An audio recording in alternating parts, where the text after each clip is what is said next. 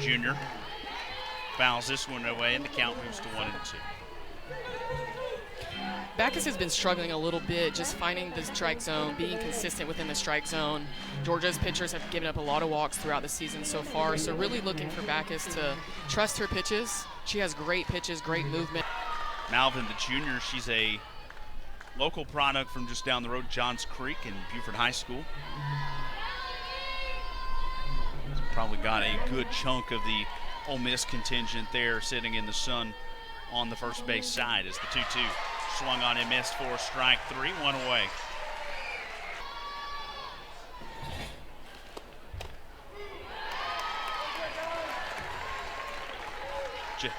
Jaden Pone takes a strike, 0-1 defensively for Georgia. Goodwin, Goodnight, and Gordon left to right across the outfield. Williams, Digby, Ellison, and White left to right across the infield. As the 0-1 misses 1-1. Marissa Miller catching the balls and strikes here tonight. From Lily Backus, you see Bones numbers on the season and 1 for 4 in the Game 1 win last night. A piece there behind 1 and 2. You can see she's gone with her off speed 2 times now, being ahead in the count, really relying on getting ahead early with these hitters, getting them to chase her pitches, and then using that off speed later in the count and multiple times during the at-bat. And I think that's going to be the bread and butter for Backus tonight.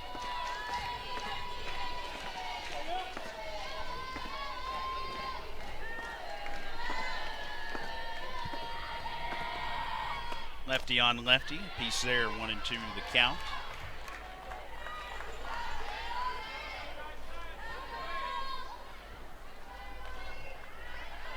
I think sometimes when you're struggling at something, whether that's pitching, defense, offense, when you're playing a team sport like this, it can be magnified in games like last night. But I think for Backus, trust the things that you're good at, and her changeup is one of the best changeups in the country. And so through the struggles, you have to continue to do things that you're great at, because that's what got you there. And so I think for her, just trusting her defense, trusting her pitches, and really utilizing the off speed a lot tonight is going to be her key to success. Count even 2 and 2. That one comes in low, and the count full now 3 and 2. With the pitcher Leah Benford waiting on deck.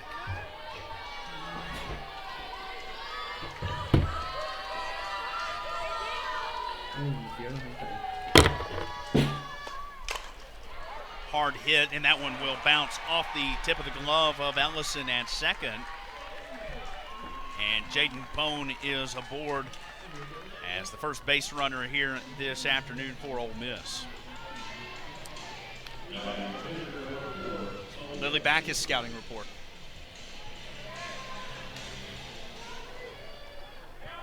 Got 4 different pitches there.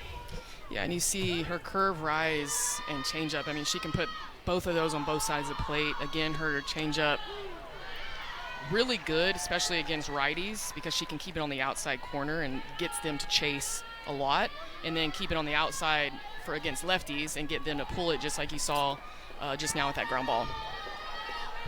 It's a single for Pone.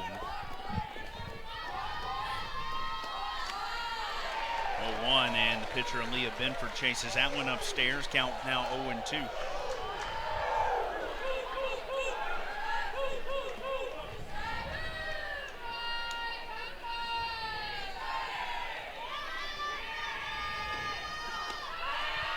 Bounces, throw down to second. And that'll be a stolen base for Ole Miss and Jaden Pone. That's her 13th of the season, and she is perfect on the year. Really a great time to steal, knowing Backus is going with her off-speed a lot. She's ahead in the account 0-2. If I'm calling pitches, I'm telling Backus to keep this low on the ground so nobody hits it. So that's a great time as a runner to take that and steal. Strike him out, throw him out there at first base as Benford is retired for the second out.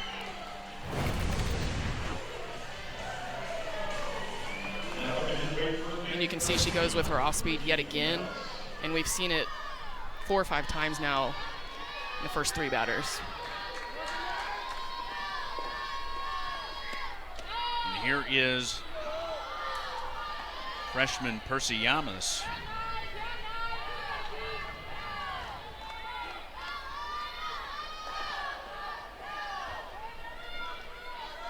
Two for 4 last night.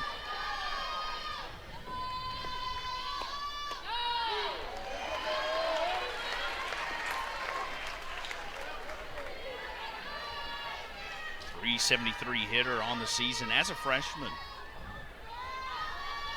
In the SEC, I mean, that's great. That's what that's what you want your freshmen to come in and do. It doesn't always happen that way, but certainly makes making the lineup really hard when your freshmen come in and they're killing it, hitting, you know, mid threes, upward threes.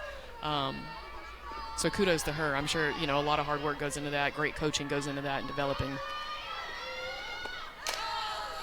Grounded off the plate. Fielded by White. She'll take it herself, and that'll do it for Ole Miss.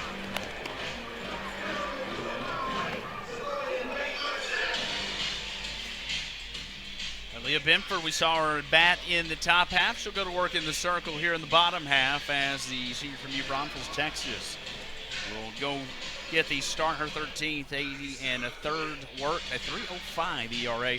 She's walked 34, struck out 61, a near 2-to-1 ratio on that ball to strikeout to walk split. You certainly like to see that. Yeah, for sure. Her leadership is quite obvious on this team. Very athletic, which gives you a lot. As a defense, it gives you less stress on the corners when you have such an athletic pitcher who can move, who can throw, who can field her position.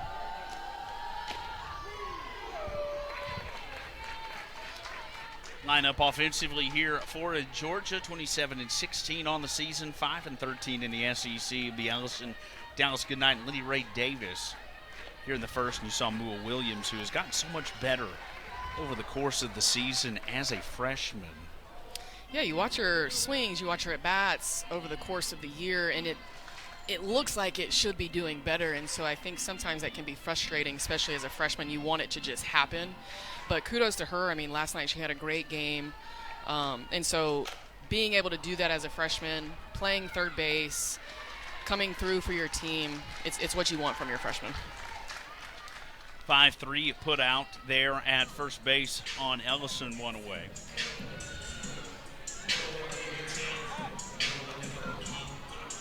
Now batting the center fielder, number 1, Dallas. And Leah Benford.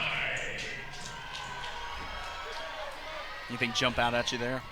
I mean, yeah, she's going to pitch a lot faster, and she can locate her curveball, goes to her drop ball a lot, but she counts on her location a lot, and I think that's important.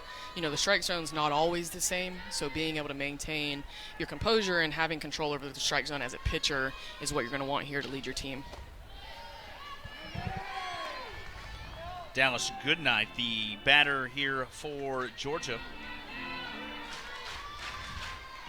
Batting in the 2 spot here with 1 away, and the base is empty. 2-0 count here for the senior. 2 for 3 last night. Called strike there. Eddie Hall is calling the balls and strikes here in game 2. Matt Dial is at first base. And Susan Eads over at third.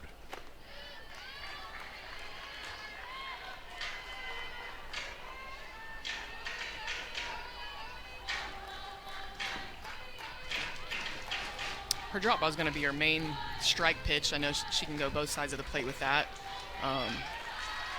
But right now it seems like she's a little inconsistent with the strike zone and being able to get strikes called here. So for Georgia, it's important, make her pitch strikes. Get good pitches that you know you can hit hard or, you know, move the runner. But for Ole Miss right now, they're going to want to be going right at the Georgia hitters. And Tony Baldwin already wanting to pull this offense together here with a runner aboard and talk strategy and how you hit. For sure, and how do we manufacture a run here? I think is what Georgia needs to be talking about and figuring out. You have Dallas Goodnight on first, which is a great thing. A lot of speed. You have Lindy Ray Davis here up right now, leads the team, top 2 or 3 in RBIs. hitting well for herself in SEC conference play. So really looking to move the runner here. So here's Lindy Ray Davis with a runner aboard and no one out. And looking at a strike, 0-1. Davis, a senior from Calhoun. 272 on the season, 1 for 3 last night. Patient batter. She will stand in, take pitches, good eye and judgment there to get aboard. And we were talking before the game, she's somebody that average has picked up over the course of the season, particularly in SEC play. So that's someone that obviously is improving over the course of the season. Yeah, she leads the team in walks. She's very patient, sees a lot of pitches, which is really good. As an offense, you have people who see a lot of pitches. Whether or not she gets a hit or not, that the point is the people behind her, she's getting good pitches, she's seeing a lot of pitches, and it gives you more intel for everybody else. Gets a piece on that one to even the count up 2-2.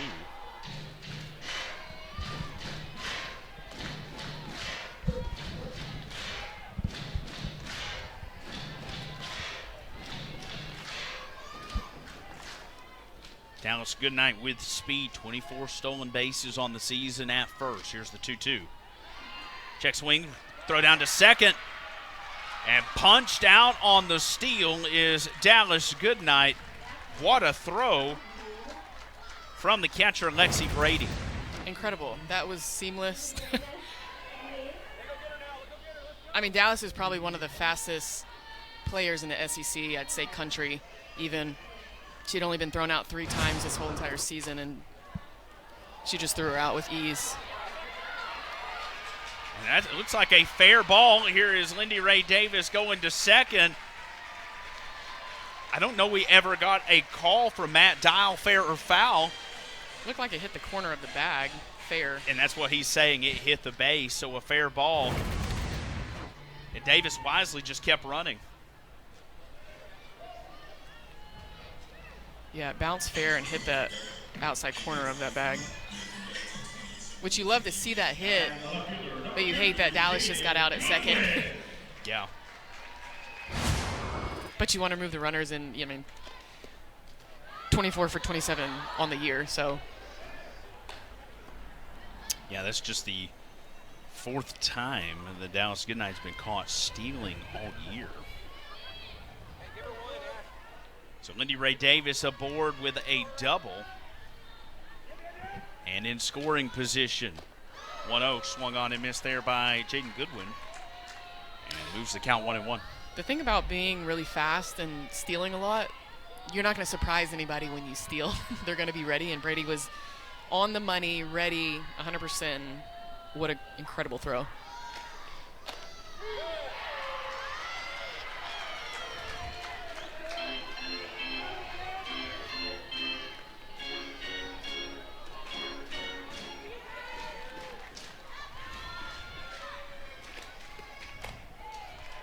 Liner to first, and that'll do it for Georgia here in the first. Scoreless. Both offenses were swinging the bat all night, and I think that goes to show that both pitching staffs don't have a pitcher that's going to strike out a lot. So it's really strategic. How do we capitalize? How do we hit? How do we pick pitches? And you can see, like, the numbers last night, wild.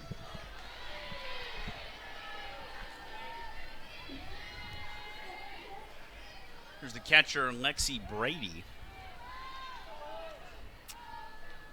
She had a decent night last night. She did all right. She did all right. Hit one of 2 grand slams on the night. You don't see a grand slam every weekend. Then you get 2 in the same game. Yeah, that's incredible. I mean, it's... Fair ball. Williams will have to hustle that one over. And it'll get there in time for the out. One away. There's Jamie Traxel, 5th season as the Ole Miss head coach. NCAA tournament participant in every year. And and certainly headed to its 5th under her this season. Yeah, she's put together a great staff this year, a lot of new faces in their coaching staff. But her consistency, she's put together a great team, great athletes. And when you see those stats at a new school and then you know, in the postseason appearances, I mean, she's doing something right. And I think the more time under her belt, you know, it's a process.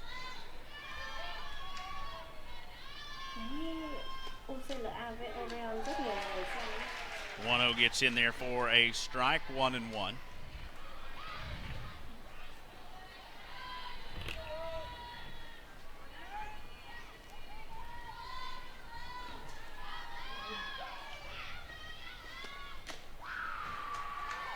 Two and one.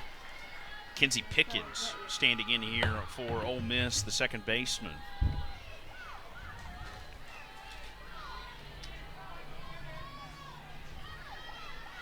Another local product, Flowery Branch.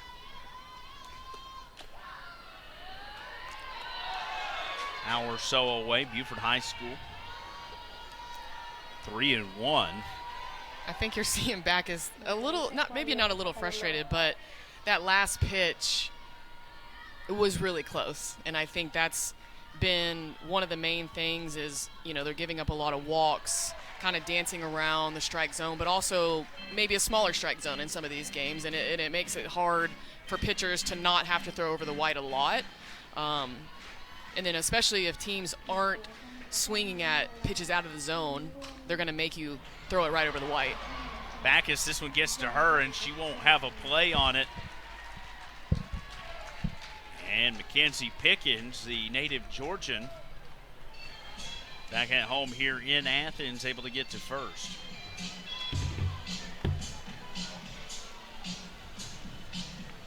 Backus doing a good job right now making Ole Miss, they've only hit ground balls to the infield. And so obviously there's a couple balls that I think Georgia would want back, a couple plays. But overall, Backus is doing her job. She's doing well about getting them to swing at her off speed and a rise ball and producing ground balls for her infield.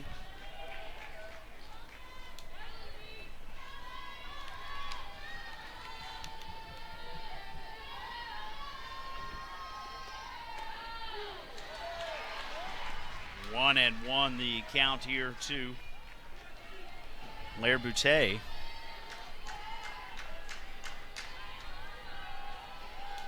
Boutte, a senior, the designated player here tonight.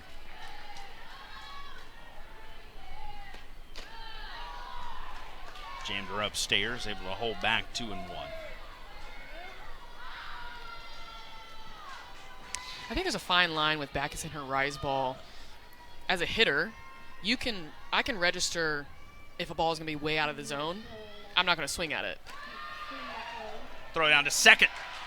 Safe, sliding in underneath. I think she got her hand in. Here's Mackenzie Pickens. It's close. 10 for 10 on the season with stolen bases. This would be 11. And you immediately saw Tyler Ellison put her hands to her head saying, get a look at it. And we are going to have our first challenge of the game. I think we might see it overturned.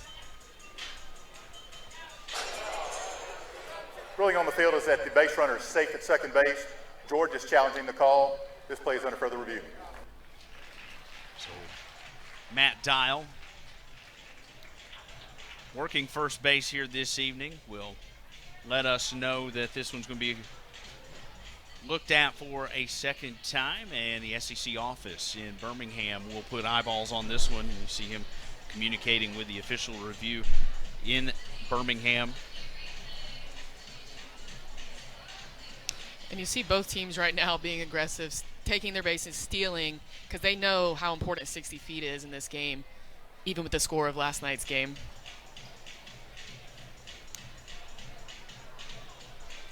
Tony Baldwin there in the dugout. Little rally facial hair growing there for Tony Baldwin, normally clean shave. After further review, the second base has been changed. The runner's out. That's Georgia's first challenge. And a good call there for Tony Baldwin to use his first challenge of the night. This is the enhanced Hawkeye Vision Wow. replay there, and great throw and tag there. Marissa Miller getting that one in to Emily Digby. Inches. I mean, her fingertips to the base, 2 inches maybe. Hawkeye never misses. No one fouled back. So we mentioned Mackenzie Pickens had been 10 for 10 on the season, the freshman. Make that 10 for 11. That one fouled away by Boutte. The 2-2.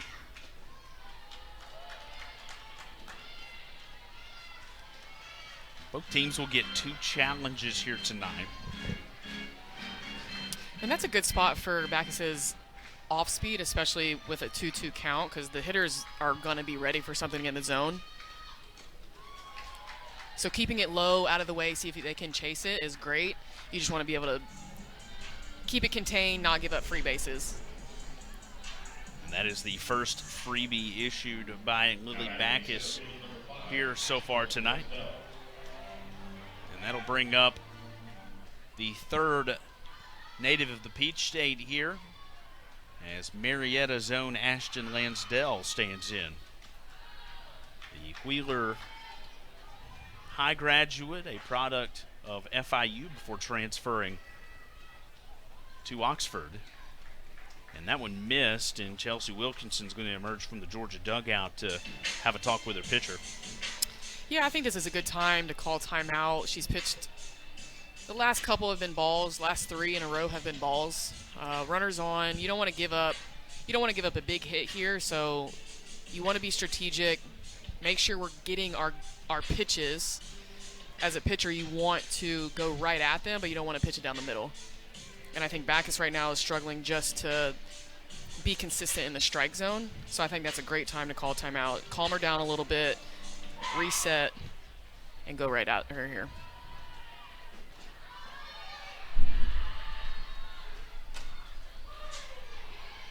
Fouled away, 1-1.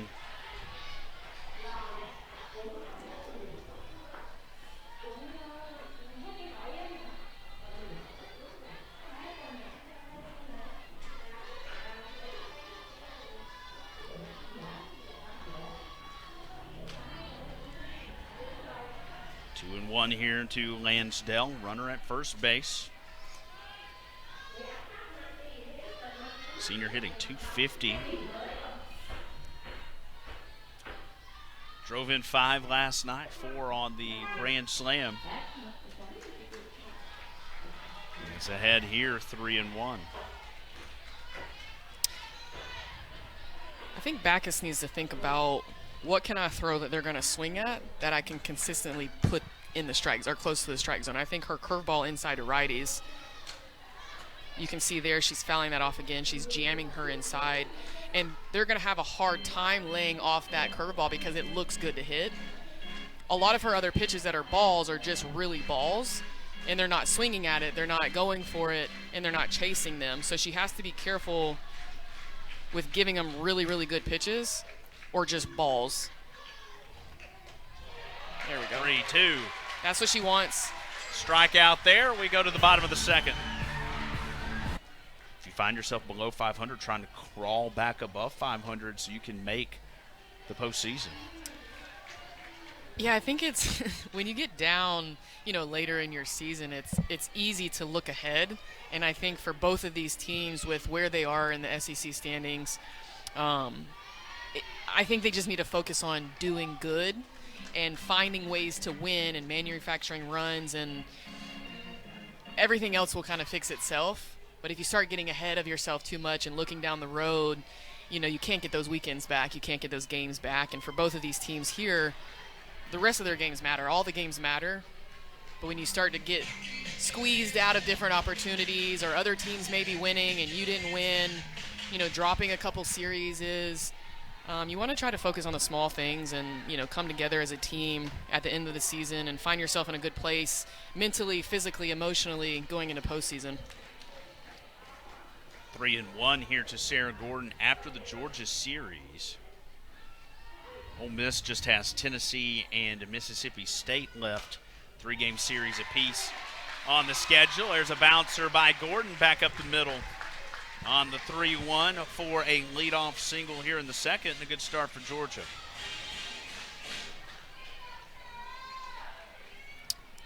That's Gordon's 20th hit in the SEC Conference play, which ties the team with Jaden Goodwin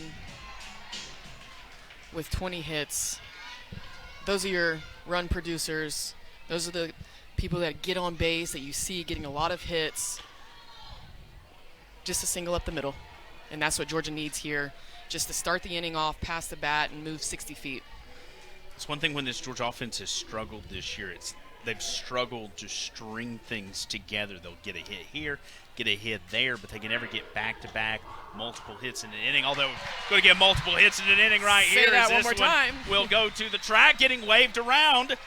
Is Gordon, and a late stop sign thrown up there at third base. She was getting waved, but a good throw there from Malvin in right field. And you've got runners on the corners.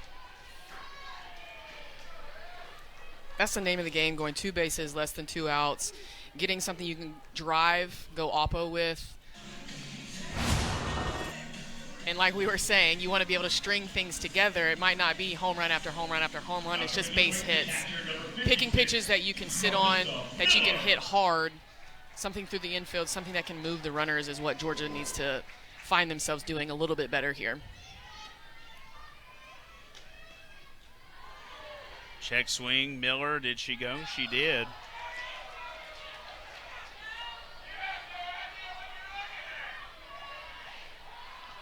Georgia crowd not thrilled. Did not agree with that, I don't think. I don't know if anybody's ever going to agree with what the umpire, somebody's going to disagree. Miller lightly offers it that one and pulls it foul, so now behind 0-2. Is the junior from Sewanee. I do think this is a good opportunity to manufacture a run, move the runner, but you also have to remember Brady being behind the plate just throughout Dallas Goodnight, has a great arm. So if you're thinking about a first and third situation, you don't want to run into an out. You don't want to create a situation that you can avoid. You want to be able to walk away with either moving the runner, manufacturing a run, sac fly here, maybe a squeeze, stealing cover. Miller, that one got her on the inside. The play will be at home, sliding in underneath and out is Sarah Gordon. So Georgia will have them first and second as Miller will reach on the fielder's choice. And Tony Baldwin's going to come out and talk. And that looked a little closer than I thought that they called it. I feel like she might have got her hand under. Ooh, that close. tag was she kind got of her right like in between close there. to the shoulder bicep area.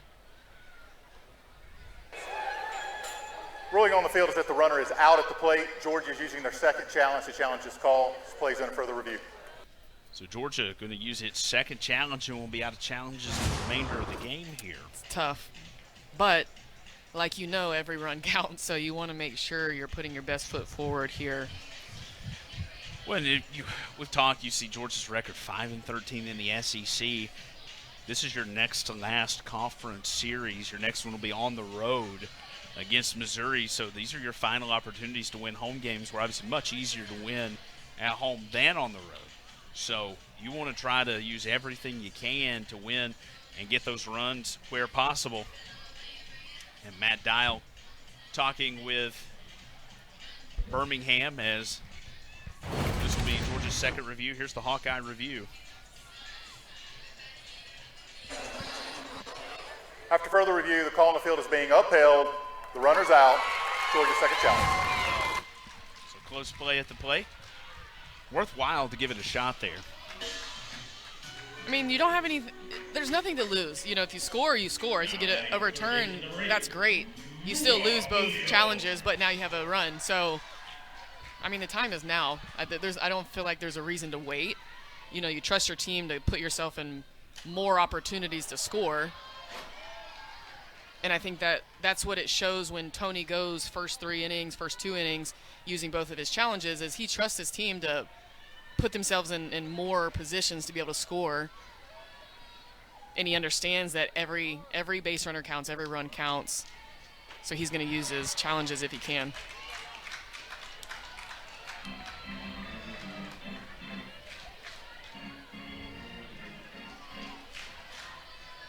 Williams behind 0-2 here. And, of course, the one thing to note, the out at home, just the first out of the inning. So Georgia's still in good shape as Williams way out in front of that one. And that'll be the second out of the inning for Georgia. And it'll bring Esther White to the plate. Now batting first baseman number 20, Esther White. Benford going back-to-back off speeds. You see that Mila Williams had trouble. She swung and missed at the first one and go back-to-back. She's ahead in the count. 3 in a row.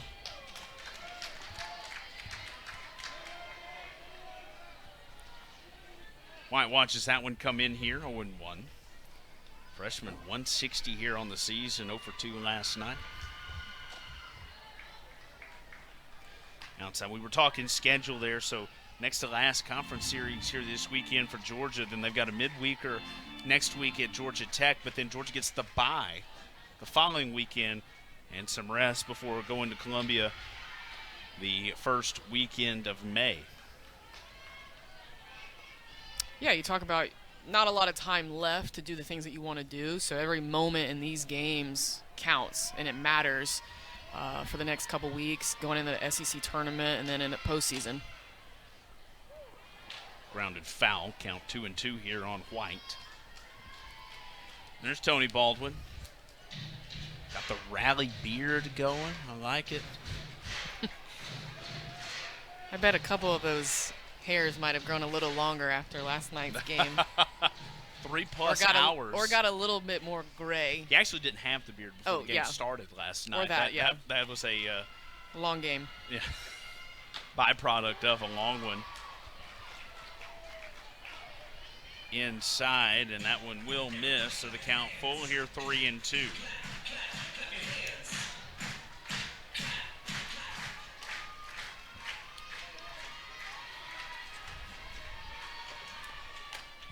Well hit to right field. That ball is off the scoreboard, and Georgia with some offensive fireworks to get things started here on Friday night.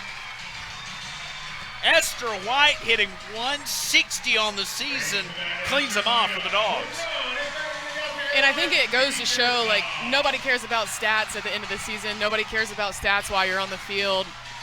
Coming in there, getting a clutch hit, sitting on a great pitch that you can drive. Nobody cares what your batting average, you know what I mean? And I think it's important as Georgia finishes their season and goes into the SEC tournament, figuring out ways to be successful, celebrating the small things is what's going to be important for them. Got every bit of that one there.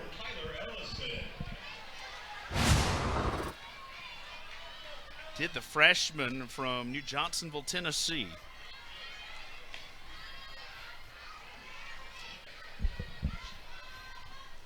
Big smile in the dugout there for Esther White. We mentioned her 4th home run of the season.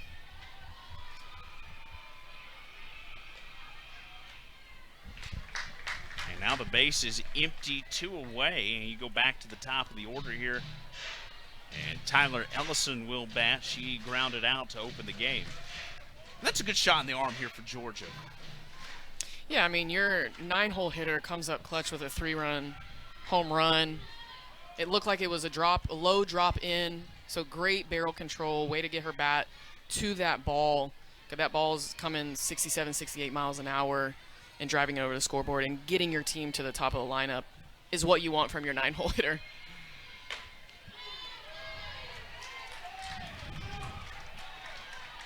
And I think for Georgia, using that as momentum and not letting off the gas is what they want. Having quality at-bats, you know, making your at-bat count, making your swings count, swinging at good pitches, having competitive at-bats, building off of that home run.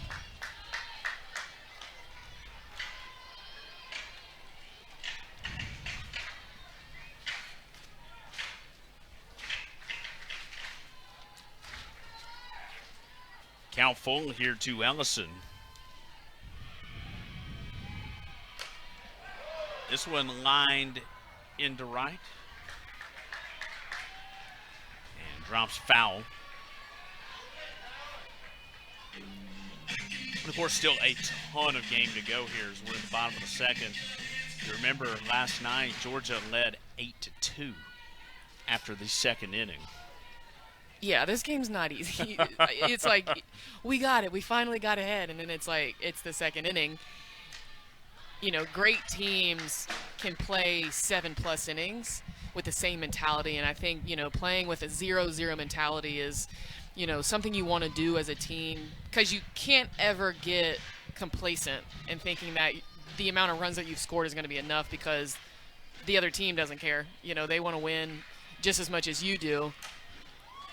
Off the plate to short and underneath the glove there, Ryan Starr, the shortstop. And that one gets by her and will put Tyler Ellison at first.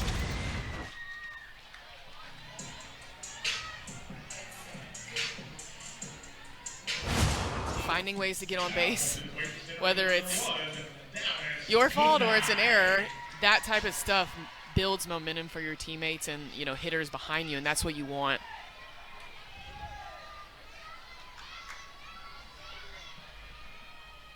It is an error charge to the shortstop as Dallas Goodnight pops this one up. The shortstop will take it. And that'll do it for the Dogs offensively in the second, but Georgia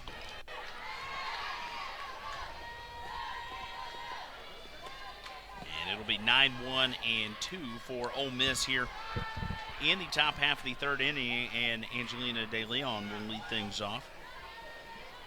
And you see Backus there going ahead, getting ahead early, up and in on their hands with their curveball to righties. I think that's going to be what she wants to do for the rest of the day, because they're going to swing at it. They've shown that already. They fouled them off or swung and miss. I think that's going to be the pitch that's going to get her strikeouts, pop-ups, and jam swing and misses. And then utilizing her changeup and backdoor curve.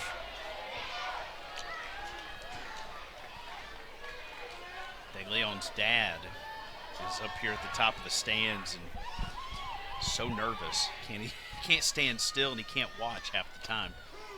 It's a dad thing. I think they need to make a dad zone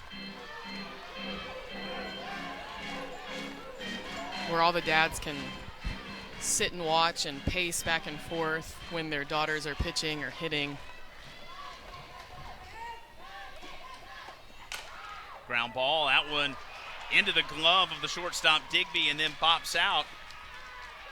So put De Leon aboard at first.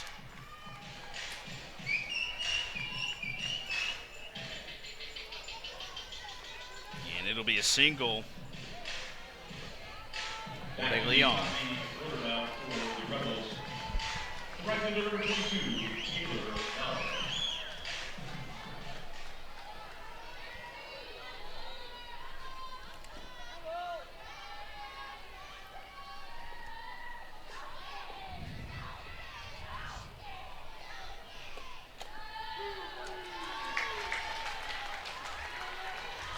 Top of the order, and Taylor Malvin. Backus getting ahead early again. Really looking for a ground ball here. Maybe be able to turn two, get the lead runner. Popped up to first. And good ABC ball there, as that'll move the runner into scoring position.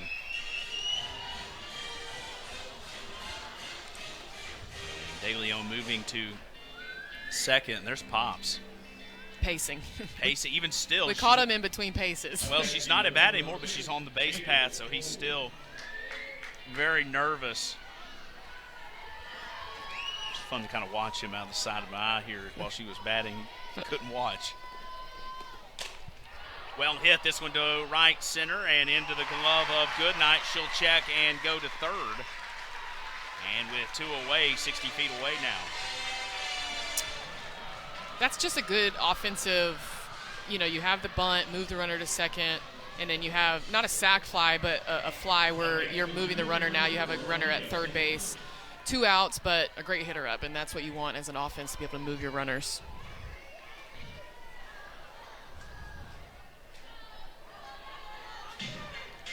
And Chelsea Wilkinson going to pop out of the dugout for the second time here in this one.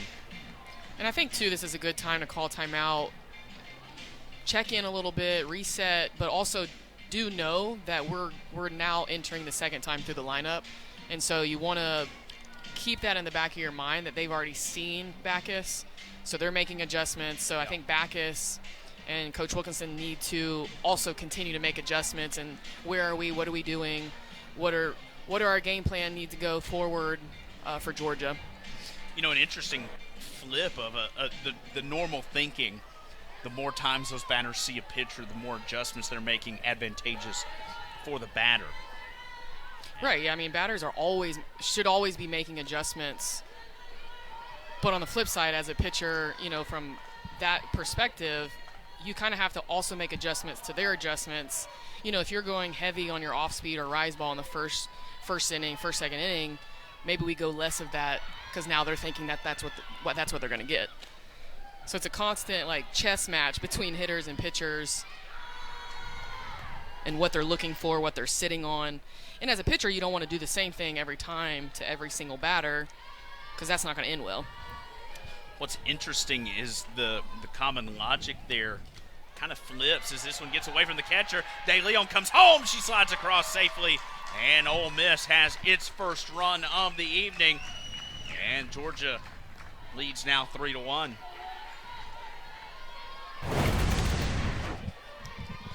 Heads up base running right there.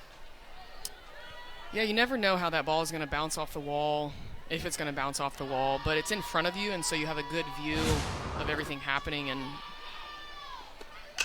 being aggressive pays off sometimes. So it'll be a wild pitch that scores Angelina De Leon from third.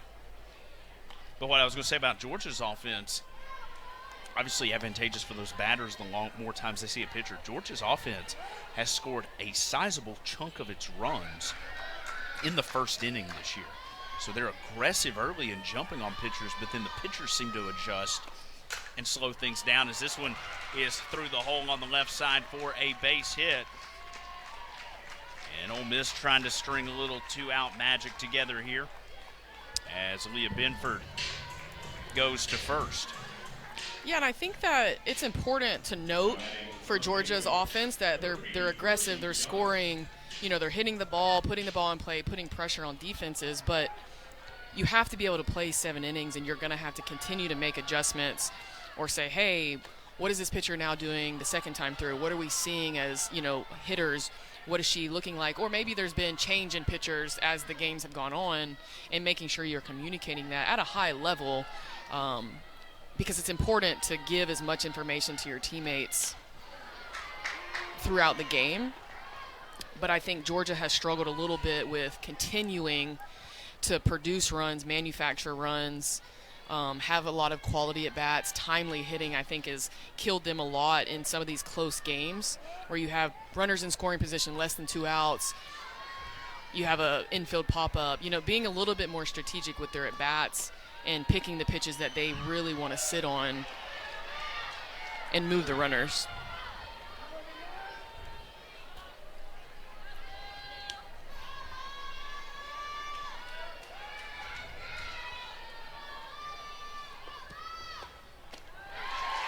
Swing and a miss, 2-2. Yamas ended the inning in the first.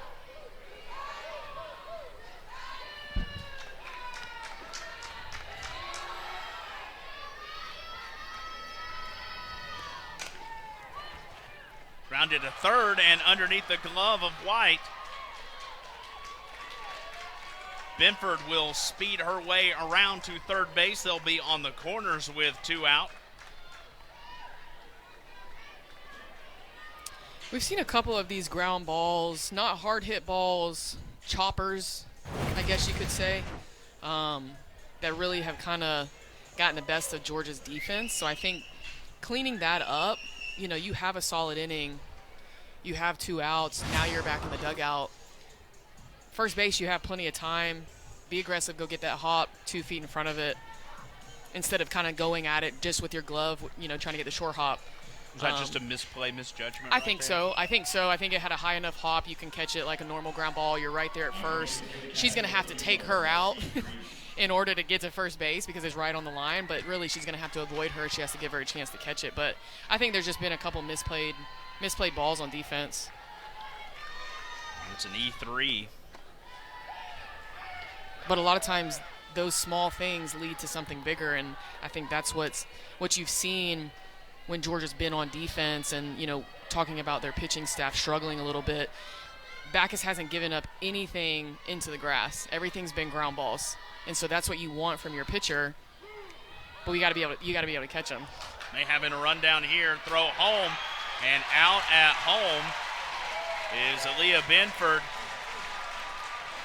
Will Ole Miss challenge? Indeed they will. I don't know if we're going to have a call, not challenge tonight.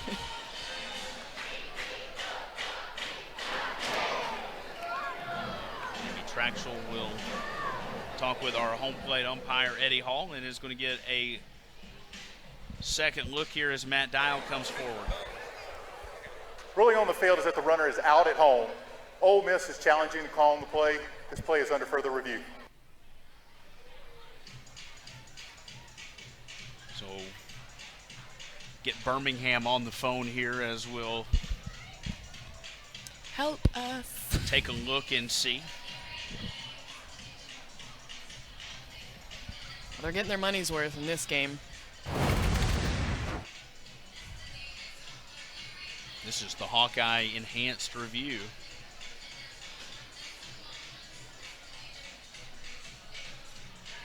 That's close, but I think she got her on her back before her hand got in there.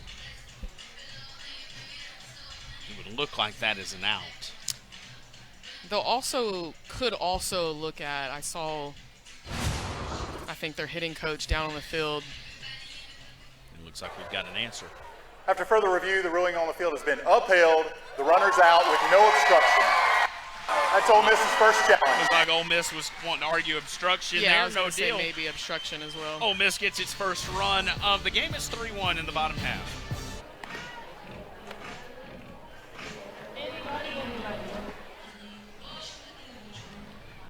Georgia hosting the SEC tournament this season for the first time in nearly 20 years.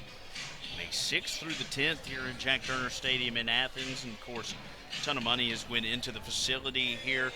Multi-million-dollar softball-only offices and complex there out over in left field.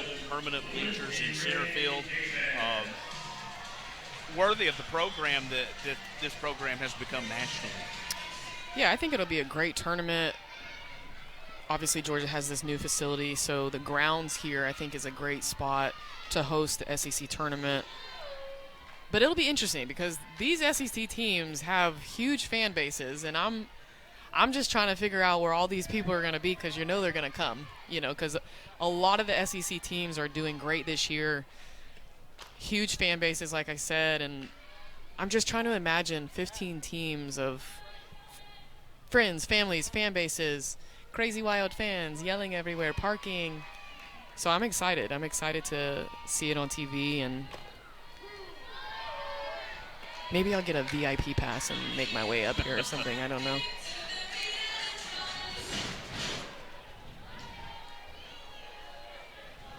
Three, 4, and 5 for Georgia here in the third as Lindy Ray Davis bounces this one to short. 6-3 put out there at first. Will retire the leadoff hitter, and that'll bring up Jaden Goodwin. One adjustment I'd like to see Georgia make against Benford here is she's going with her drop ball a lot of times, and they're just hitting the top of it. Making small adjustments, being able to get their barrel underneath that, and really driving through her drop ball, I think could take her out of this game here. Like you saw Esther White do with that home run that she was able to hit. But making small adjustments like we were talking about throughout the game and not settling for what you knew in the first inning, right? The game is ever-changing throughout the 7 innings, and you gotta be able to compete through all 7. One adjustment I'd like to see is attitude adjustment. Got a update from my wife. My youngest, Tucker. A little rowdy this evening. Tuck, what are you doing, buddy? Meanwhile, Cooper, as this one's fouled towards the Georgia dugout. Cooper, good report. So mixed bag. What ages are they? Cooper's birthday was yesterday, turned 4. Oh, so not terrible too. So Tucker he has no excuse. Well, Tucker will be 2 next week, so maybe getting an early start. Yeah, he's saying, hey, this is what you guys are in store for. Check swing. She didn't go 2-2. But you boys be good for mom, and see you boys in the morning.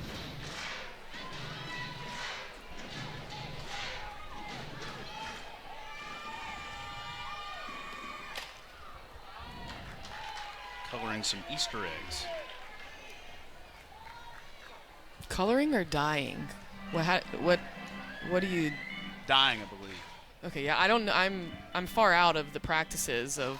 Been a while. Yeah, so I'm not sure what the most common way of decorating eggs is any longer. Off the plate. Third to first, 2 away. When you have a drop ball pitcher like Benford here, she's going to go to a drop ball a lot. You see a lot of Georgia's hits are ground balls in the infield. They're hitting the top of that ball. They're hitting it down to the ground. They have to make the adjustment to get their barrels underneath a little bit sooner and get their barrels out in front just a little bit to catch under that ball and really be able to drive through that ball. Gordon way out in front of that one. And then she's going heavy on her off-speed changeup to a lot of these hitters, and they're not able to wait on it. A lot of them are out front. Left center, this one with a run over the wall and a solo home run with 2 away for Sarah Gordon. She'll trot home for her 9th of the season, and Georgia plates its 4th run of the afternoon. That's a good adjustment, I'd say. Saw Leah Benford just kind of laughing there on that one.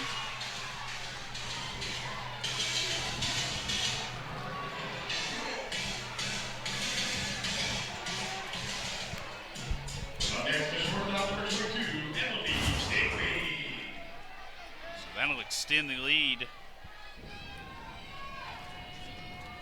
Back to 3 runs here for Georgia. And Digby goes opposite field. This one will go short of the warning track, and that'll do it for Georgia here in the inning. We've got 3 complete in Athens. Lexi Brady will stand back in here in the box after her at-bat there in the 3rd inning. Grand slam last night, giving her 15 on the season, tied now for the single season record at Ole Miss with Dee Justice. Breaking the tie with Lauren Grill, so the opportunity to get in the record books here this weekend.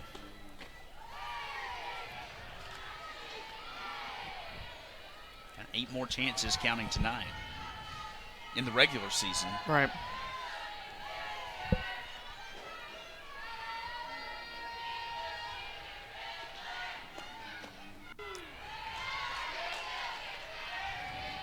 See Backus going back-to-back curveballs up and in on Brady here. Brady watched the first one. Backus made a small adjustment. The first one was called a ball, brought it down a little bit, called a strike. So I think she needs to live there and get these Ole Miss hitters to start swinging. Well hit and to left field. But she has to keep it tight until she gets ahead, because what you don't want to do is just kind of throw it over the plate, because I guarantee you with all the scouting they do, they know as hitters that they're going to get a curve in, and that's what they're kind of sitting on. Quick chat there in the circle. Miller and Backus getting on the same page.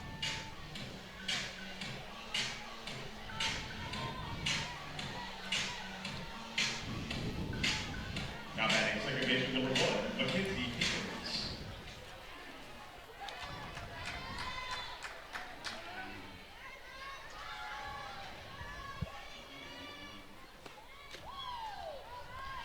Mackenzie Pickens looks at a ball 1-0. Singled in the second.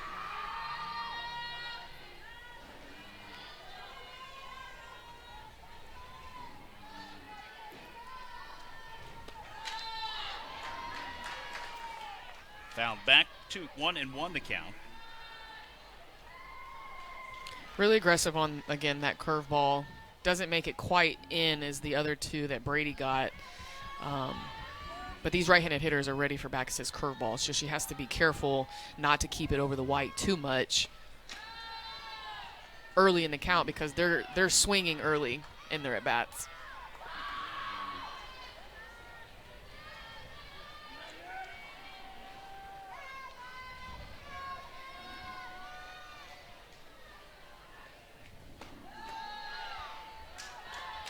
Three and one with Lair Botte waiting on deck.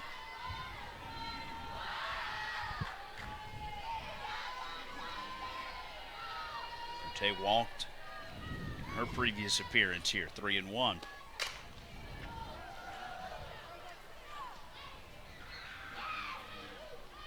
Gordon gave it a good chase, couldn't get there in time.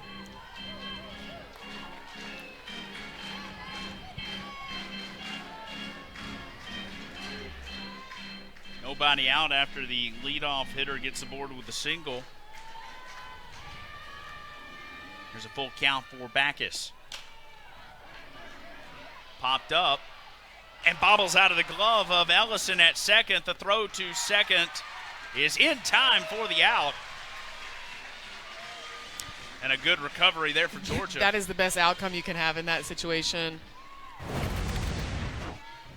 But good for Ellison staying with that play. That's not an easy play to make. But staying with it, making a great throw, great catch, great stretch for Digby. Overall, great play. The fielder's choice for Pickens as Brady is out.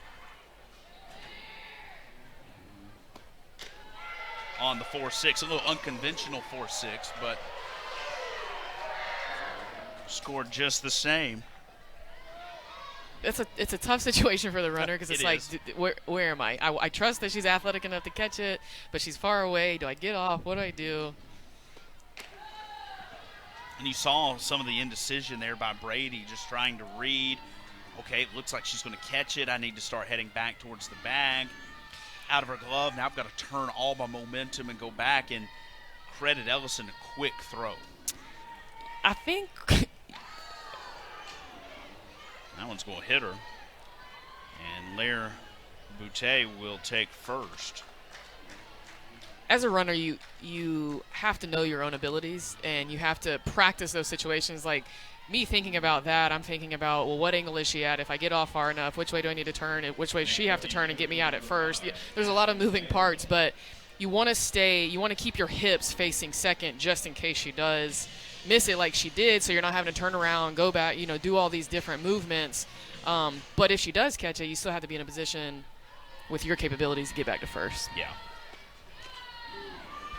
And you looked on that replay, she was dead between the bases. Yeah, I mean, and you kind of have to get on a string. Imagine yourself on a string with the defender, and if they go back, you move further down the line, but you don't want to get too far because you don't want to get thrown out. So you move when they move, kind of like in a tandem.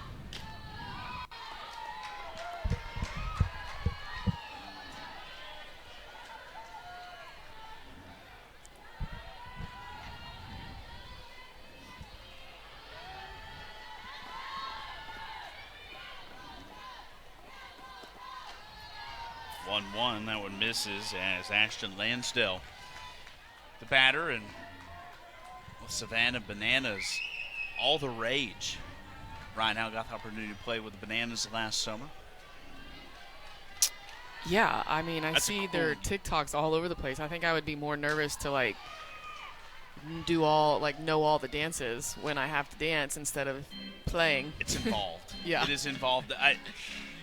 Knowing your signals, your calls, bases, hitting, but then to know when you got to dance. Yeah, the I would different be moves terrible. you can do. Yeah, I would. As bonuses. It's Take a me lot. out. It's a lot. Take me out. 2-2 is popped back out of play. I mean, if they had like a freestyle, just random, like do whatever When you you want feel, to. then I would, you know. You could do that. It is very entertaining. They have a lot of fans, so it's a really cool opportunity that she was able to do that. It'd be fun. 2-2 just misses. Yeah, I mean, yeah, a lot selling of out yeah. Major League Parks. Yeah, it's entertaining for sure. And so I think that's the biggest piece of it is, you know, people go for the experience, It's a good time. have a good time, laugh, see some baseball, some baseball. It's a party that a baseball game just happened to take place in. Some people are wearing gloves and cleats and sometimes baseball uniforms. Sometimes I don't think they're wearing full baseball uniforms. But entertainment for sure. Well hit to right center. Goodnight gives it a chase. It's over the wall. A 3-run home run has tied the game at 4. This one off the bat of the Banana, Ashton Lansdale.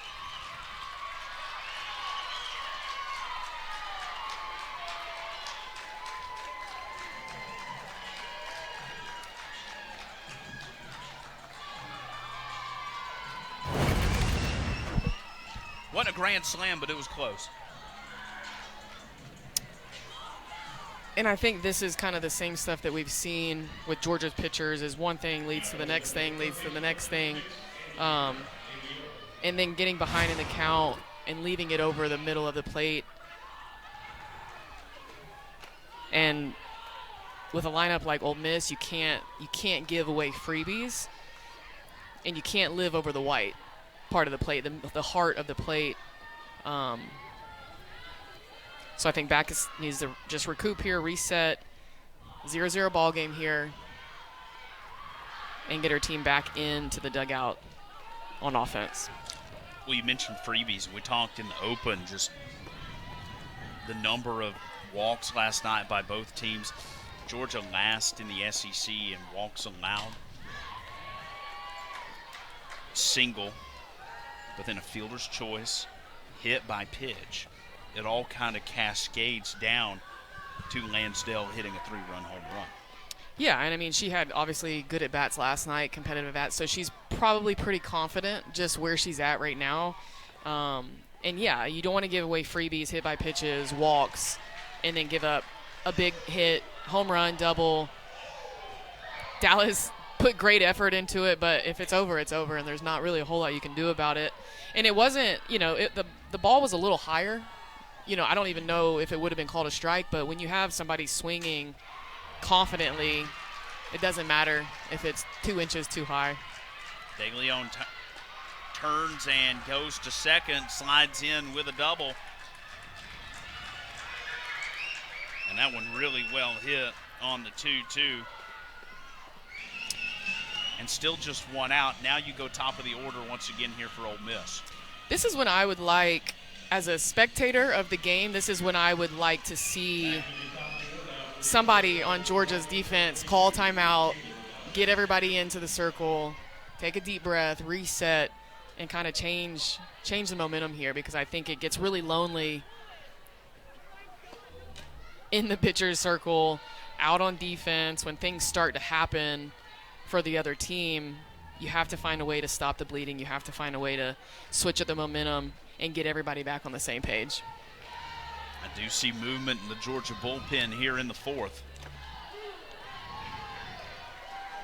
And top of the order for Ole Miss, Taylor Malvin. As the count goes 1-1. She's 0 for 1 with a sacrifice.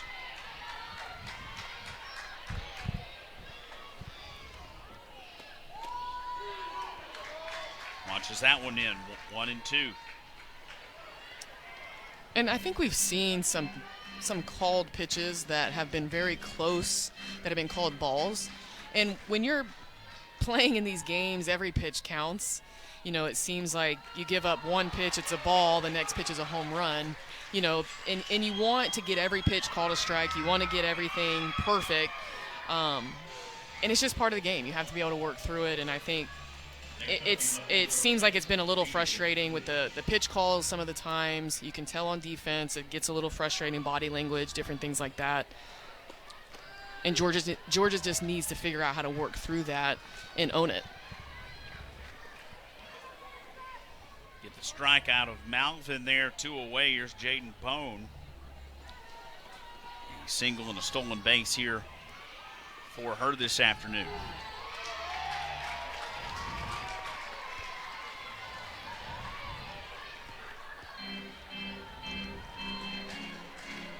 And a good look for Backus, coming right in after giving up a home run, then a hit, a double, getting a strikeout, and now being 0-2 against Pone here.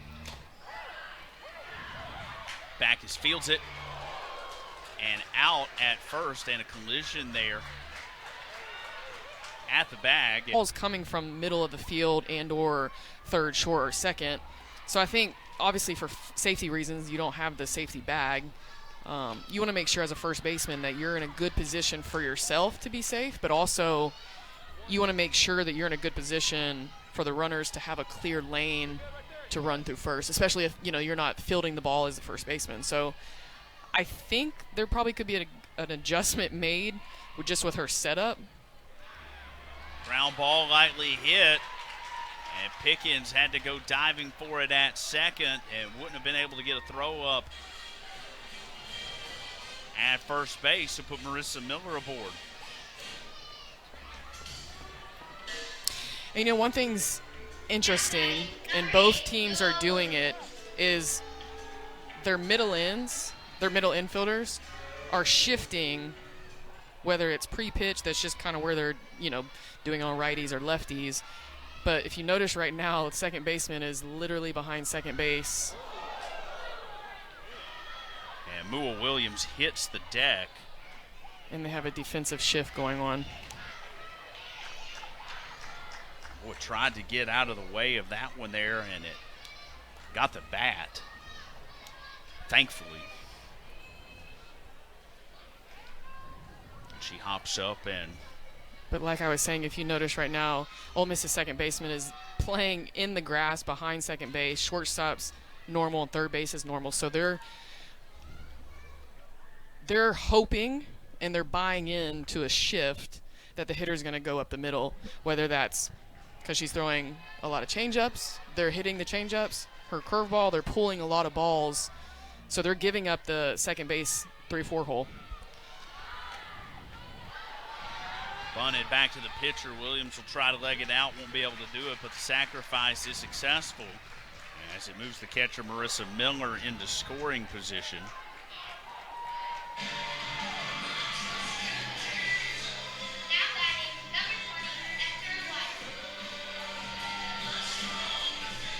Or they had a shift going on because Binford is really super athletic at pitcher and she can field her position. So in the situation for a sac bunt like they just did, second base is going to be at second base.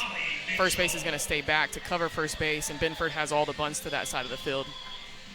Because now you can see the second baseman is back in her normal position. Molly Mitchell will pinch run now with Miller getting into scoring position. And Esther White, who hit the 3-run home run in the second, will stand in.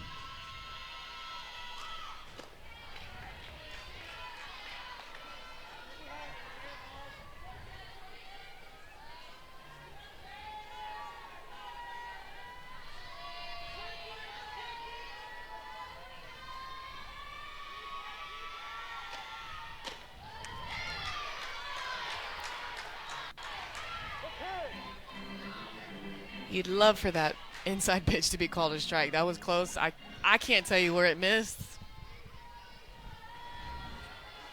But the umpire gets paid to call balls and strikes, so.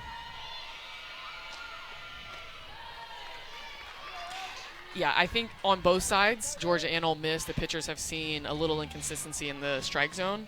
And when you get later in the game, you expect certain pitches to be called strikes because they were called strikes the first 3 innings. It can be a little frustrating. And then as a hitter on the flip side, you're not entirely sure what they're going to call a ball or strike, so you just kind of have to be aggressive and trust your abilities.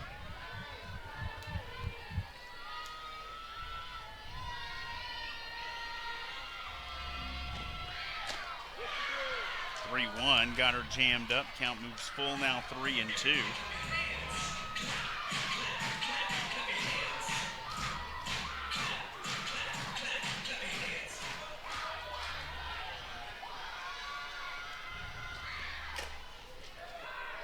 And that one will be a fair ball as it bounces off the bag. Stopping at third is Molly Mitchell. And another tight one that we saw earlier in the game, this time over to third. And they'll be on the corners with one out.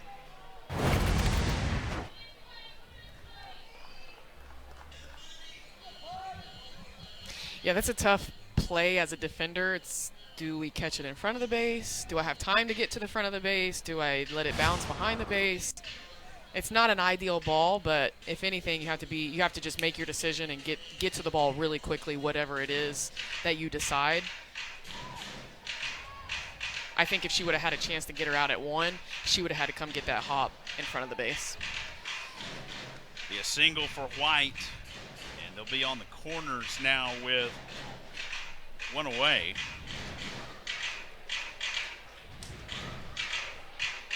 This is a good opportunity for Georgia to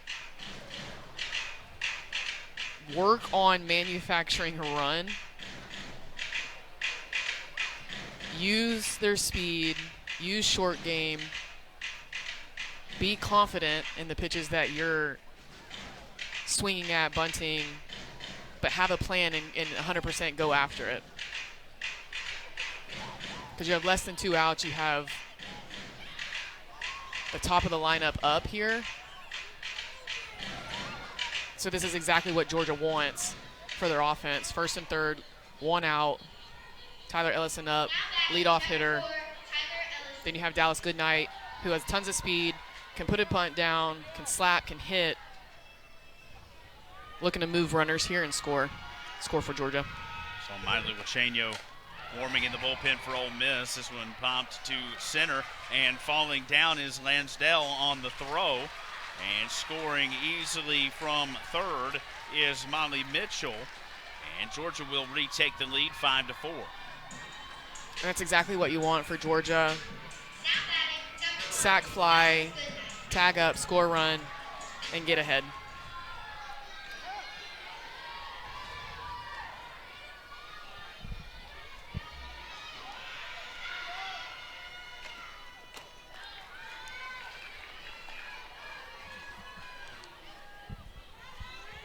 White remains at first base.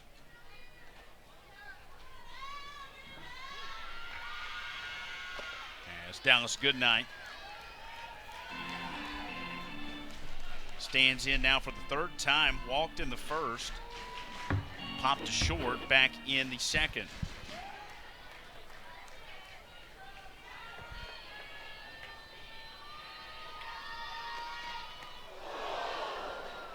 And that one will sting for a little bit.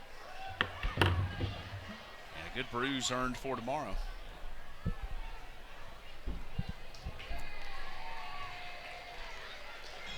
Yeah, I think that got her below the knee, but Binford throws pretty hard, so it's not gonna. There's not a spot that it's not gonna hurt. But when you have a right-handed pitcher throwing at a lefty and they throw inside, it's a little bit. It seems like it's a little bit faster than to a right-handed hitter. Picks up speed. Jamie Traxel out of the dugout, talking with Eddie Hall. Oh.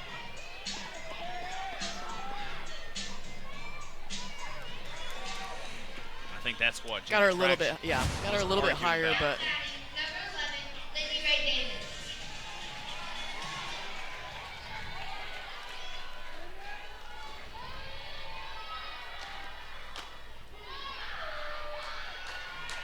So first and second with 2 out in Lindy Ray Davis.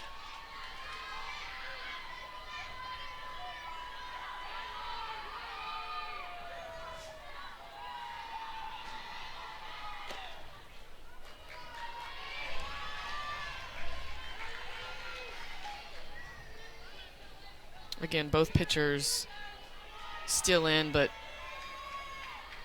Georgia coming through for the third time tonight, seeing the same pitcher. So continuing to make adjustments. You see Binford pitching more balls. Maybe she's getting tired. She does play both sides of the ball, defense and hitting. So Georgia really needs to pick the pitches that they want to swing at and make her throw to them.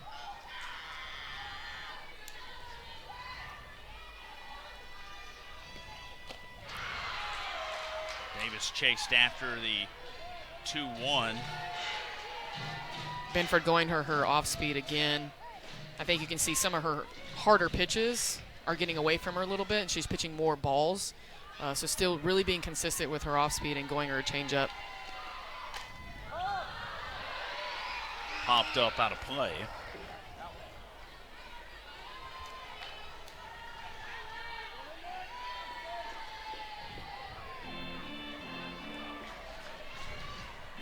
Binford, when she throws her changeup, you can't tell that she's throwing it because her body doesn't slow down. A lot of pitchers slow down their arms, slow down their body. You can tell that they're throwing it.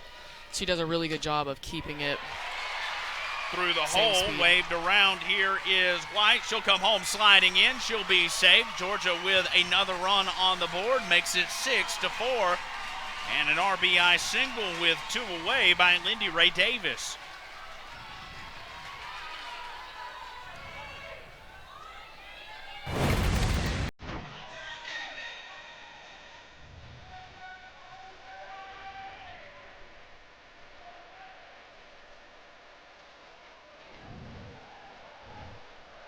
Georgia will pinch run for Davis at first with Emma Castori.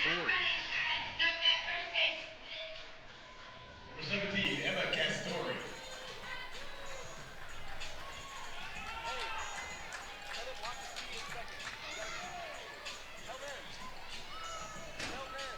So Castori will give Georgia some speed here with 2 outs.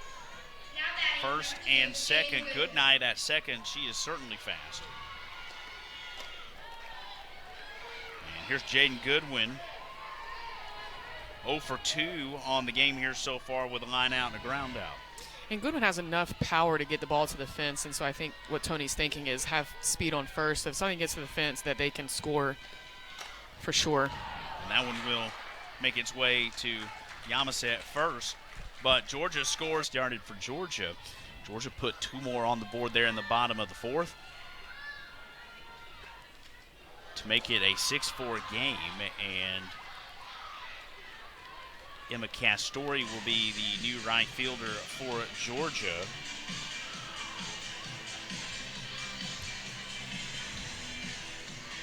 And so make Sarah Gordon the DP. Number 3, Percy Yamas.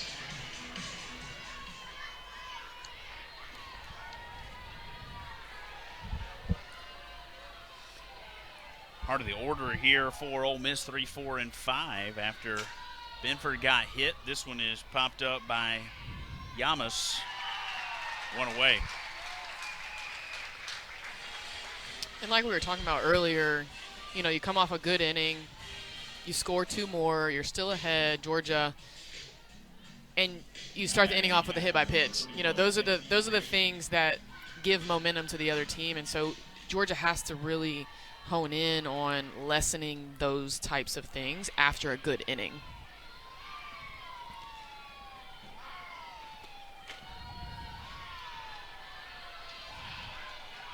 Catcher Lexi Brady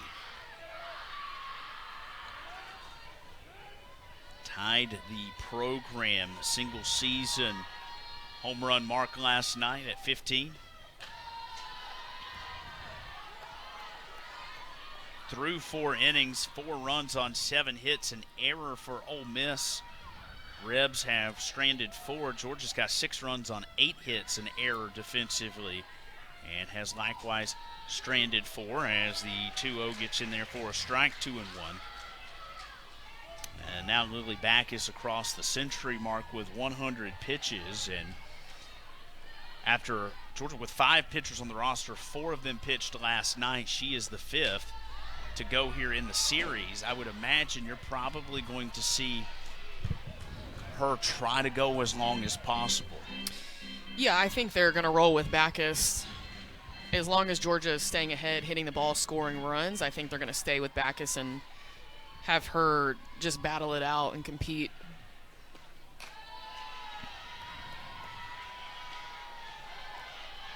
Because looking ahead to their next game, right, like all 4 of those pitchers pitched yesterday. If you can get Backus through that whole game, Georgia keeps scoring, then you have all those pitchers for the 3rd game. And that one's going to hit Brady. Be the 2nd hit batter of the inning here for Lily Backus. And what I think you're seeing right now is Backus is probably tired. She's pitched a lot of pitches, obviously. Last 2 hitters hit by pitches, but they're both righties. She's going up and in with her curveball, trying to get them to swing. I think it's just getting away from her too much that it's hitting them, and it's not a competitive pitch that they're going to swing at.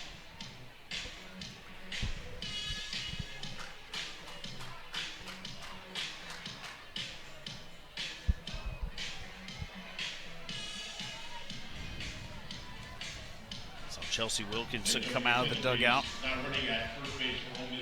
And what I'd like to see is for her to kind of go back to her off speed. She was using it a lot early in the game. They were swinging, missing, hitting ground balls. So being able to pull that out now, especially when you're struggling with maybe some of your harder pitches, your go-to strike pitches, is really utilizing that off speed. Because like we said, 3rd time through the lineup, the hitters have the timing, same pitcher, they've made adjustments, so you really have to do a good job of keeping the hitters on their toes with pitch calling, pulling out the off speed, having competitive pitches that they're wanting to swing at rather than just pitching straight balls that they're just watching go by. Saw Taylor Strain pinch running at first base for the catcher, Lexi Brady.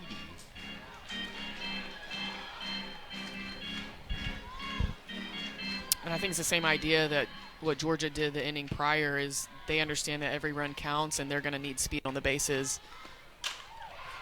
Well hit to center on the run. Grabbing it there is Goodnight. The throw back to first. Double play.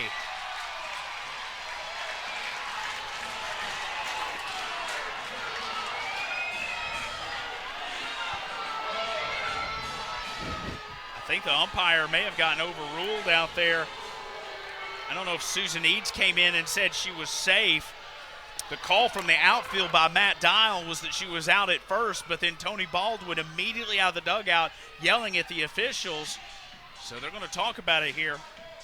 She was for sure out. Maybe the umpire saw Ole Miss's head coach say safe, and she said safe. I don't know, but it was a great play by Dallas. Heads-up play to go throw behind the runner. She looked out from way up here, so I'm not sure. And now she'll confirm the call on the field of out. And a double play for Georgia getting out of the jam here in the 5th. 6-4 our score as we go to the bottom half.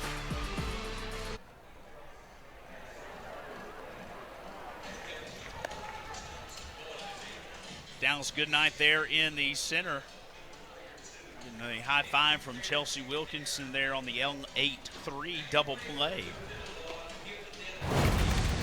Big play right here. And I was talking a moment ago, her momentum pulling her over, but look how far off the base there the pinch runner is. Yeah, that's not it's not even close, but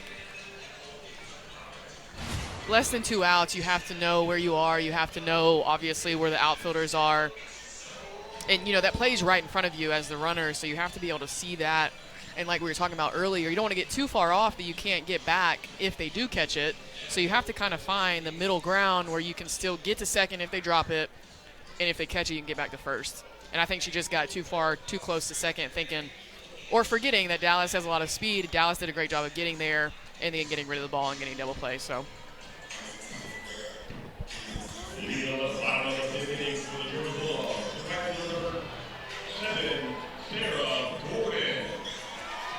Some little moments in this one where I think every run's going to matter. For sure. In a 6-4 game. And we go to the bottom of the 5th. I mean, you think about, in the first 2 innings, Georgia had already used both of their challenges with, important plays that would have scored potentially. And then later in the game, there was another play at home, that Ole Miss challenge. So they're fighting for every run, scrapping for every run. And, small moments make big moments. And then the big moments turn into bigger moments depending on which way it goes. So when it comes down to base running, you have to have your head in the game, and you have to know the capabilities of everybody around you, even your own, because base running is a huge thing. 1-1 gets bounced to second. And it's 4-3 put out of Sarah Gordon, one away. Now at the shortstop number 22, Emily Digby.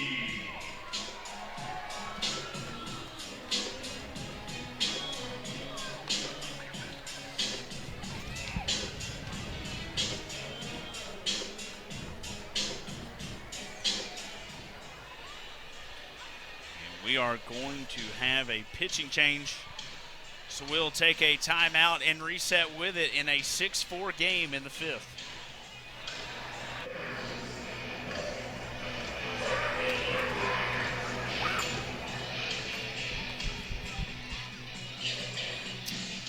Brianna Lopez will come on in relief here for Ole Miss.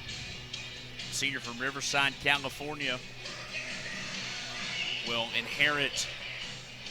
The base is empty. And her numbers on the season, 2.67 ERA. And Tate Davis, a freshman from Greer, South Carolina, comes on to take over shortstop from Tate Davis. So a couple of changes here in the inning.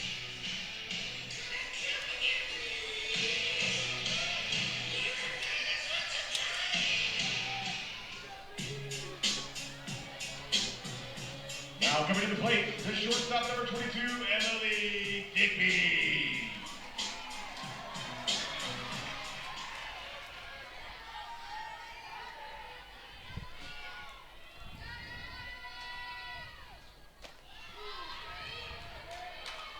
So here's Emily Digby.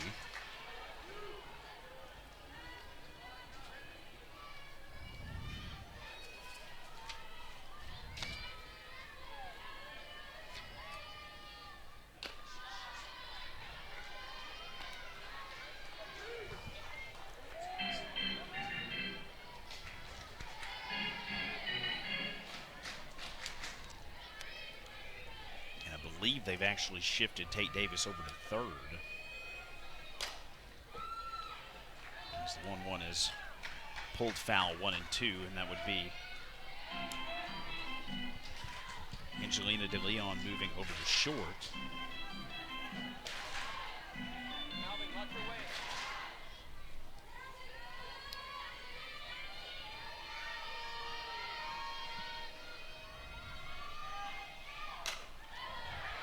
Line foul.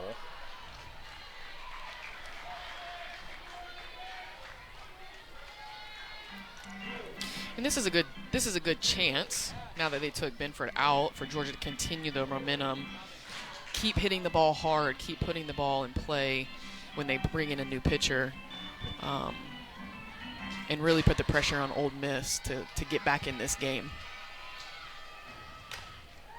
And that one just out of That was close. Just out of the line there, foul. And Susan Eads, Yes. quick on the feet there. Yes. I don't know if her feet were as quick as her upper body. She was moving. I'm sure her feet could have been a little quicker, but she got her upper body out of the way in plenty of time. But that was close. To short. De Leon gets tested immediately. Yeah, the game knows. When you move people around or you bring somebody new in, the ball usually finds that person very soon.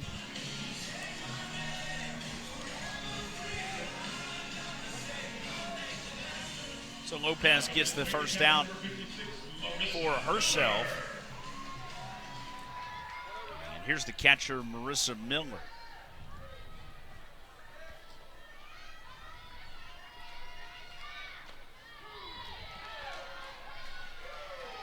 That one gets in there for a strike, 0-1. So back-to-back hitters, she's gone with her off-speed first pitch. So trying to get ahead, knows she can get a strike out of it, knows they're probably not going to swing at it because she's a new pitcher this inning, and then goes in, out, in, out, in, out. So a good setup pitch because they haven't seen her tonight. They're probably not going to swing and make good contact on a first pitch changeup because they're trying to see what she's throwing. But a good way to get ahead early in the count.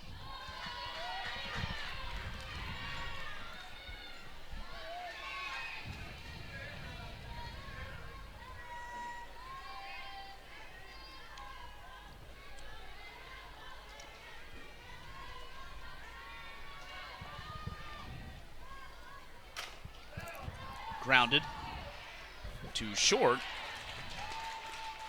And another 6-3, 24 faced, 106 pitches, 7 hits, 4 runs, all earned, but has walked just 1 and struck out 4. And they're not unbelievable numbers, but Georgia leads by 2. It's been enough to give the Dogs the chance to win.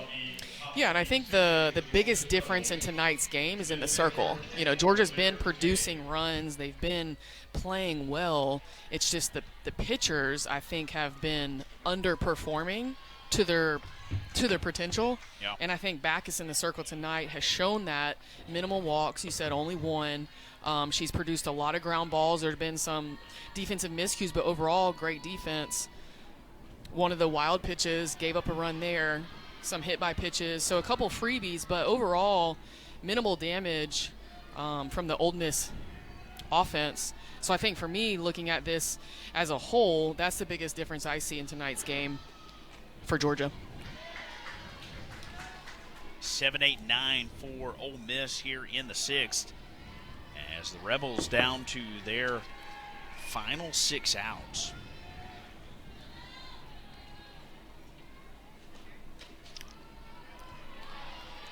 But I say 7-8-9. Those batters have got a 3-run home run, a single, and a double. Yeah, it's just your spot in the lineup at the beginning of the game. Once the game starts, it's, you know, everybody's important because you don't know who's going to get on, what's going to happen. Sometimes it's a crazy game, and you know that's what you want. You want a lineup that's consistent throughout. Hitters that have good quality at bats and that can produce and manufacture runs. A called strike 3 on Lair Boucher. DeLeon, no batting gloves. I don't know how that works. Sorry. 2 for 2 today. It works for her. She'll foul that one back. Actually, last night I ran a practice and I decided I wanted to take BP last night off front toss, but I did not come prepared to do that, and so I didn't have my batting gloves, and so my hands were naked, and I have a little irritation on my hand, so not happy about that. But I thought I hit well. Sometimes you just gotta muscle through. It's like, you know what? I just gotta hit a ball. I mean, and I hit. Well, now I don't know. I probably hit without gloves for less times than I have been hitting with gloves. I only started wearing gloves in college. I didn't wear batting gloves before college. Really? Yeah. But now, don't catch me. You're not going to catch me without them. Gotta have them. Well, I feel like I'm just like Superman with gloves on. 3-2 is popped up on the infield. Digby watches it in, a 1-2-3 inning defensively here for Georgia in the. Stats matter, but when game time hits, nobody cares if she's hitting 160. She certainly didn't care if she's hitting. She's going to still swing the bat, you know. And I think it's an interesting piece of the puzzle in sports is your opponent looks at you one way and you look at yourself in an entirely different way. And you know, a lot of success is made from that confidence that you build at practice, in game, off the field. just as we brag on Esther White having a 2-for-2 day, Georgia's going to pinch hit for her right here. And I think this is more of a lefty pitcher, righty hitter matchup. Because a lefty-lefty matchup, when Perez has a good curveball and a good off speed, going away from a lefty is going to be a lot harder than a lefty-righty matchup. A little underrated there on that put out of Mua Williams was the dig that De Leon had to make there at short. Yeah, not to scoop and pull that thing up really quickly. Yeah, that was a tough angle. Not an easy play to make. But you see Perez is going with her off speed back-to-back here against these righty hitters. De Leon moving over from third to short. And Davila swings and misses and out on 3 pitches, 2 away. And go top of the order here.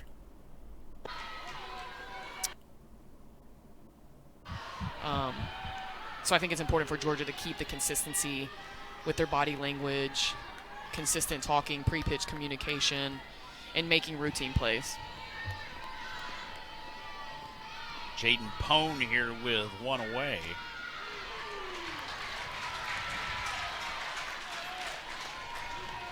Before we get out of here tonight, I want to thank the crew. Everybody back in the control room, turning the knobs and pressing the buttons. Our camera crew here at Jack Turner Stadium bring you all the sights and sounds as the 1-1 has popped up. Williams waves her off, 2 away. Ole Miss down to its final out, and holiday weekend, 3-game set. What looks to be a rubber match tomorrow at noon Eastern, so I hope everybody enjoys a day off on Sunday with family and friends.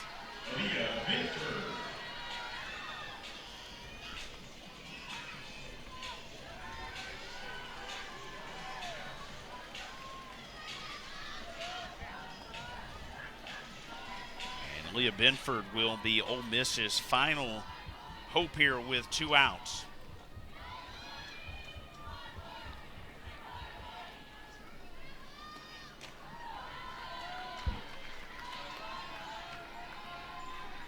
Georgia has taken a game in conference play in every weekend series, with the exception of Texas A&M. That game 3 was canceled. As the 1-0 is popped up, Ellison waves him off, and Georgia gets its 6th SEC victory of the season in a 6-4 Friday night win over Ole Miss. Not quite as many offensive fireworks as last night, but plenty to watch